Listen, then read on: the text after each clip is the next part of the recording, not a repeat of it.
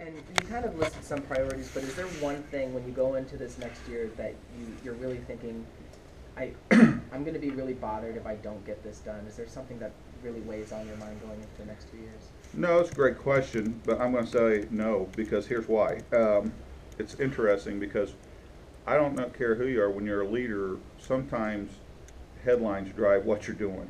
So, sure, is there a lot of things I'd like to see done? Absolutely, but the reality is that you're just not going to get it done in a 2 year period. I mean, I like to see a lot of different things happen through K through 12 education, like strengthening our guidance counselors, doing this, making sure we set us up towards a more mastery-based education, not necessarily recreating the wheel as much as looking back to what we can do to bring these jobs classes, like jobs for Ohio graduates, back to our schools, and these kind of things to kind of really help where I believe the foundation of a good life and the foundation to strengthen any state is, and that's through education. And so there's a lot of things I'd like to see done with that, but I'm of no, I guess, illusion that I'm going to be around long enough to see all that happen. So, and then a lot of things, there's things that will drive us because of what the headlines are saying. I'd like to see us do a lot more with helping ensure the opioid epidemic is taken care of in our state, because it's something that knows no socioeconomic bounds and clearly is something that is very concerning to me, and especially coming from a rural community, extremely concerning. But I think my biggest priority is making sure that I leave behind a way to continue to have people thinking more long term and not so short term.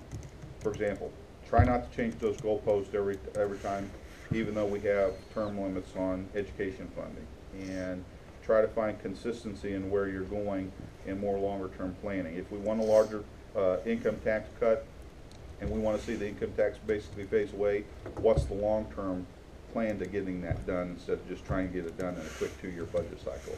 How to continue to have longer conversations about K through 12 education funding, and that's why we created the Joint Educational Oversight Committee. So those are areas that I'll continue to work on over the next 2 years to build this longer term stability and make sure the legislature has more of those tools. Mr. Speaker, I'm sorry I was late. Would you be able to review what your office is thinking is on the heartbeat? Get the notes from somebody in here. Speaker, what do you... With all due respect, I come here at 10:15 and sit with you also. If you want to, I'm not going to re-answer a question I've already said. Speaker, what do you think your relationship will be like with Senator Larry Obhoff, and how will it be different than it was with Senator Faber? I think, well, first off, President Faber and I had a great relationship, continue to have a great relationship, and I don't think that it'll be any different with Senator Obhoff. I look forward to getting to know him more, and getting to know his family and getting to know him personally, and looking to work with him even more and communicate with him more. Of course, you can always learn from things, and I've learned a lot over the last 2 years, and I think increasing my own communication with the Senate will be key, and we'll continue to work on that. But I think we'll have a great relationship going into the future, and I really enjoyed President Faber's relationship. I appreciated his friendship, his advice and his leadership, and I look forward to having him in the caucus. I think he will be able to provide some good insight to caucus members. Institutional knowledge is extremely important. I mean, it's in term limited times coming rare and rare and rarer to have somebody that'll tell you, hey, what happened with deregulation in energy? Where did that come from? How'd that happen? When did it happen? And why did the process start that way? I mean, you got to have that, and it's tough when you don't have it. And if you look at the legislature now from the House perspective, we are going to only be left with, except for the new folks coming in, Representative Schuring, Representative Cupp, I guess Representative Hood, you could count. But it's very rare. I mean, it's going to be only less than a handful, or less than a dozen of folks that'll be in that have long-term institutional knowledge. It seems like in the days that followed passing the abortion bills that there was a big public interest of creating exemptions for rape and incest. Is there any support in your caucus to maybe revisit the issue to create exemptions just for rape and incest? I think there's always, I mean, with 65 member caucus, there's a lot of interest and there's a lot of conversation.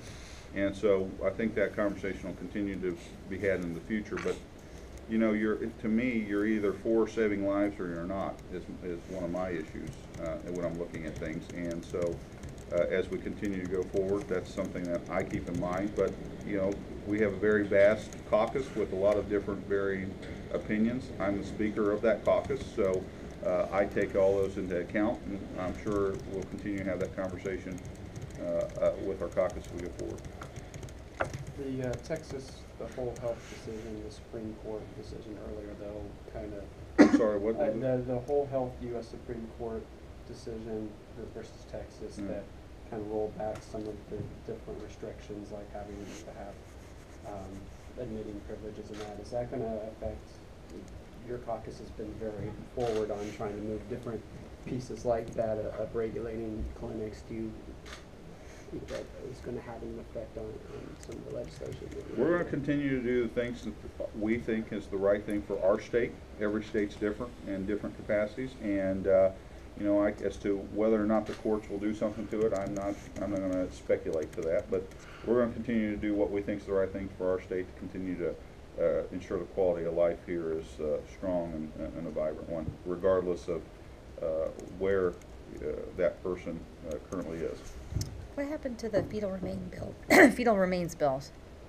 I think that there was just some areas to which we'll probably see it come back in the next General Assembly. It was just areas we still felt needed to probably be worked out through process, and we'll probably see something come back.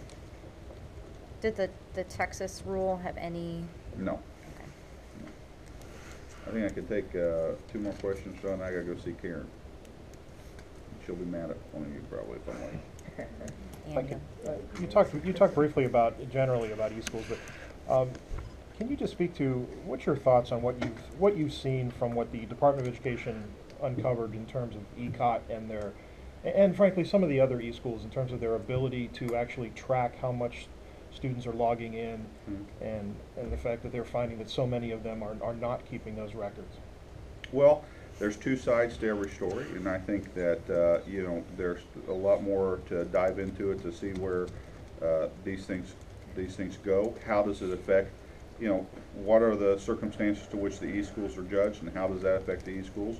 What are the circumstances to which Ohio Department of Education has weighed on them? But I would probably submit also what's the effects it has on the public schools too. There's still a lot to be discussed through there. I can tell you that I've been sitting with Representative Schuring, and we've been really kind of diving into this and looking into it in a perspective of what's the right answer here, because sometimes there's a concern of holding all people equal, especially in K through 12 education. And in some scenarios, you just can't do that. And this may be one of those scenarios. So we're looking into these differences and these different areas to weigh things, especially on the point that you're talking about, and seeing what maybe is the right productive way going forward that can help everyone. And we're going to have some interested party meetings with everyone just to see how that, if there is a pathway going forward. Should tracking login durations be a key component to determining enrollment for e-schools? I'm not gonna get into details of answering that question yet, because like I said, there's 2 sides to every story, and I don't want to put out a statement that's just not something that I've had time to really dig into on that. So I'm not trying to avoid your question, and when we get there, I promise as normal, we'll let you know. Going back to the issue of the energy tax break that we had talked about before, and you also talked about the importance of the unemployment compensation fix. Yeah. They're both in the same bill. Was that by design? Not necessarily. I just think that sometimes it's just as simple as we're looking to try to get we're trying to get these issues done, and wanted to make sure that, in that case, we had process that was properly moved to give the language hearing, but necessarily didn't know that moving it as a standalone bill gave the Senate enough process, but they had already talked about it, so it just made more sense to put it in the bill to give everybody the same conversation. So it wasn't a case of trying to tie the governor's hands to prevent a veto then? No. I don't think we're that sinister, but maybe we should start thinking that way. Okay, thank you all very much. Have a Merry Christmas. Thank you. You too.